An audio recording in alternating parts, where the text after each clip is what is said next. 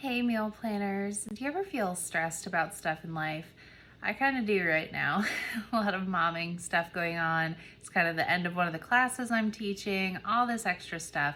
It just kind of piles up on you sometimes and it feels like you never get a break or never get a chance to decompress. But thankfully, because I plan and prep my meals, I don't have to stress about food.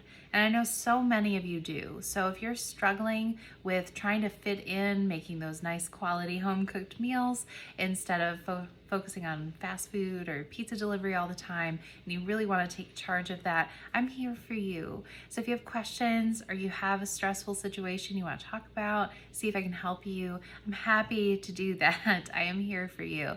So as always, I'm Kara, your favorite dietitian, here to help you see that meal planning is easy, perfect for your family, and a little fun sometimes too. Especially you get that good sense of satisfaction when all your stuff is done for the week, or you're ready for the week because you know exactly what you're gonna have, or whatever meal planning or prep looks like for you.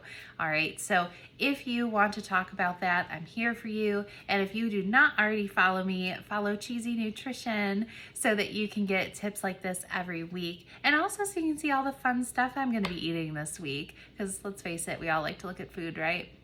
Okay, so first up is gonna be our breakfast of the week. And as usual, I've already made my husband's breakfast sandwiches.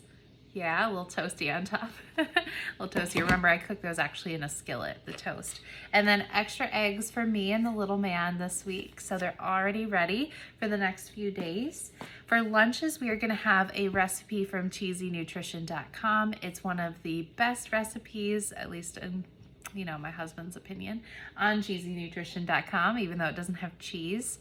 It's not my opinion, it's his, but this is really good. We're having fried rice, and the recipe on the blog actually just uses the egg. I like to add in some leftover roasted pork.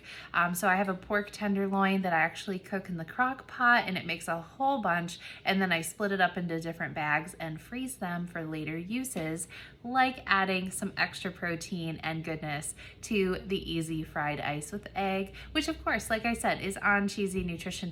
So if you need a quick and easy fried rice recipe, check it out. All right, next we of course have 3 dinners this week as usual. Our first dinner, I'm looking in the wrong direction, making something new this week. It's nothing too exciting or fancy, I guess. It's not like some big, I don't know, fancy ratatouille or something. Actually, ratatouille is supposed to be really like, low key and whatnot, but the movie always makes it look so crazy and intense and fancy. But anyways, I don't know why Ratatouille came to mind. I think I want to watch a Disney movie. But I've gotten here some chicken and a lot of vegetables. Maybe that's why Ratatouille came to mind. I have 3 or 4, I can't even remember. 4. I have 4 bell peppers. I really wanted some bell peppers this week. And onions and jalapenos that I roasted in the oven. I have some chicken breasts that I actually cooked weeks ago, and I put in the freezer in some freezer-friendly bags, so that way I had chicken whenever I needed it. And then I actually did a combination of some homemade salsa that was from my aunt up in Michigan that she got to us when we met up in South Carolina so she could meet our little man.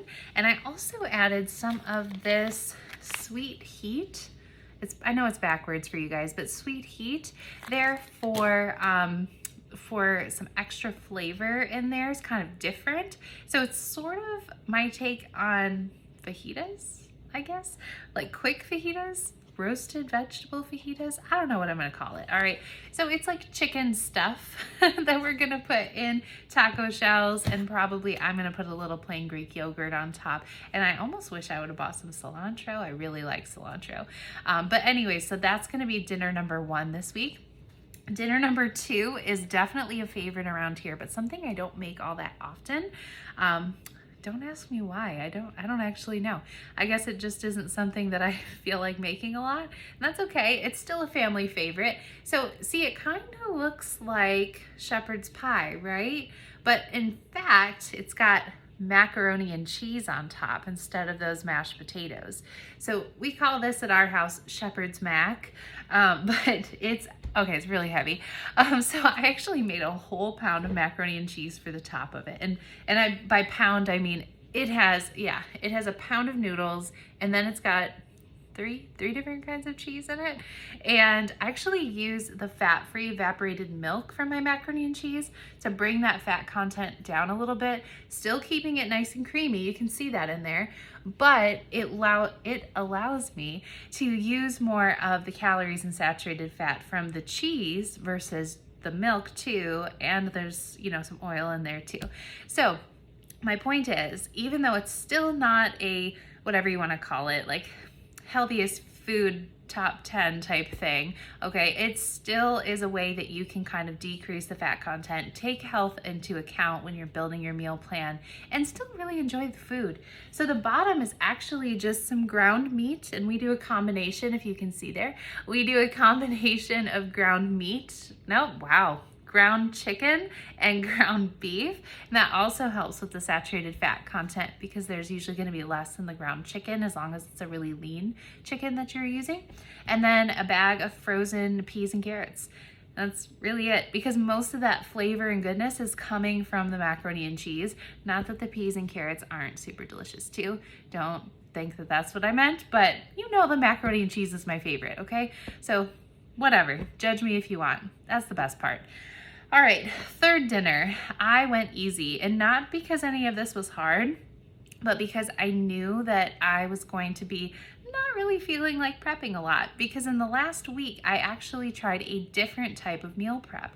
Instead of prepping everything ahead like I normally do, I prepped what I could ahead, but I actually cooked every night in the last week. And I will say, for me, not my style, okay? And that's okay, because not every meal prep style is perfect for every person, but it definitely wasn't the right one for me because it involved a lot more dishes at night. It involved a lot more time at night. And I don't mean like hours. My prep ahead of time did keep that prep time down considerably, but still not my thing, guys. So I'm still gonna prep like this, but I can help you prep in whatever way works best for your family, okay? Now, last meal here, it's gonna look real sad at first.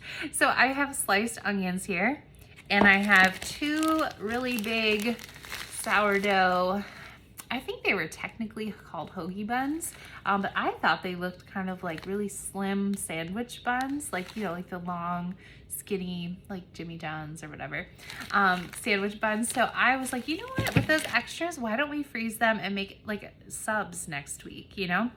And for me, what I did with my steak sandwiches last week was I actually cut it in half. So I had half one night and half for lunch a different day. But I think this week, I don't know, we'll see how hungry I am. I might just eat the whole sandwich, we'll see. If not, I'll have something for the next night, no biggie.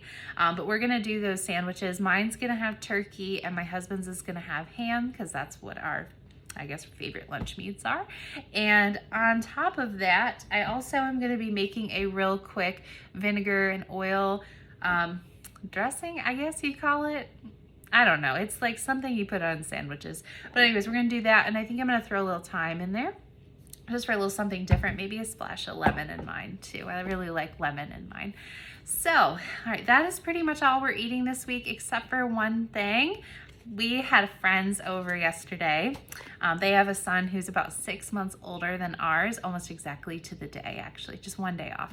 But we made Christmas cookies together. So she actually made these super cute little dog cookies. Mine were just the plain old regular sugar cookies that were round because I don't have cookie cutters anymore. But we have cookies. So I've already prepackaged my husband's cookies for his lunches this week. So they are already ready to go. He just has to grab one and go the morning that he's getting ready for work. And yeah, guys, that's what we're having this week. So remember, if you are stressed about other stuff in your life and food is just kind of taking you over the edge, let me know because I'm here to help you. So if that's something you're interested in, then give me like a heart in the comments or something, and I'm gonna reach out to you and we are gonna talk about how you can implement meal planning and meal prep into your life to bring down that stress level a little bit. Because you know what, especially if you're a busy parent, we all need it, right? We all need to decrease our stress levels wherever we can because there's always gonna be 1,000 things that drive it up. All right, so I'm gonna listen to my own advice and try and bring that stress level down, but thankfully, I don't have to worry about the food. It's all taken care of. So tell me what you guys are gonna have this week. And until then, happy planning.